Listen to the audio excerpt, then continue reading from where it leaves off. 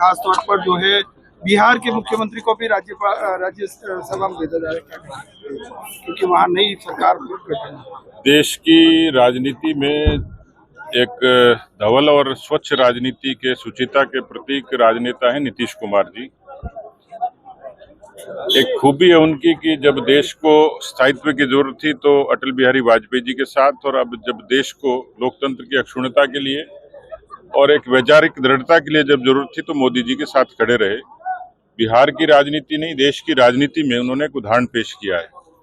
स्वाभाविक तौर पर जैसा उन्होंने कहा, और देश में बिरले लोग हैं जो सारे सदनों के सदस्य रहे हैं, वो उच्च सदन में जाएंगे और एक बार फिर से बिहार की आवाज को मुखर करेंगे और एक ऐसा उदाहरण पेश किया कि नई पीढ़ी के लिए संस्थागत रूप से नए नेतृत्व को एक प्रदेश को सौंप देने की मंशा और गठबंधन की राजनीति को ठीक से जीना, मुझे लगता है कि एक बड़ा उदाहरण उन्होंने पेश किया है। और स्वाभाविक तौर पर इस निर्णय में कोई किसी तरीके की सियासत नहीं तलाशनी चाहिए। इस निर्णय की और इस घटना की पवित्रता को देखा जाना चाहिए। पश्चिम बंगाल में चुनाव भी है, बीजेपी जो है पूर्ण तैयारी कर चुकी है, क्या वहाँ परिवर्तन देखा जाएगा? पश्चिम बंगाल में ममता के खिलाफ अंडरकरंट है और इस बार वैचारिक मुद्दों पर भी और बुनियादी मुद्दों पर भी बंगाल की जनता और निश्चित रूप से भारतीय जनता पार्टी को, एनडीए को मैंडेट देगी। सर, राजस्थान में जो है पंचायती चुनाव नहीं हो रहे हैं, कांग्रेस लगातार आरोप लगा रही है कि जो है एसआईआर हो चुका, उसके बाद भी जो है चुनाव नहीं कराए जा रहे, क्या कारण?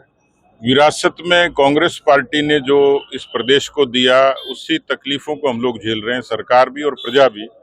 जो पुनर्सीमांकन का जो ढर्रा उन्होंने शुरू किया था और जिस तरीके से केवल फिगर बनाने के लिए पुनर्सीमांकन को गड़बड़ किया, चुनावों में देरी की, 2 फेज में चुनाव कराए, ऐसा निगमों में हुआ, ऐसा निकायों में हुआ, ऐसा पंचायती राज में हुआ। भारतीय जनता पार्टी की, भजनलाल जी की सरकार तो उनकी कमियों को दुरुस्त करके और पंचायती राज को मजबूत करना चाहती है।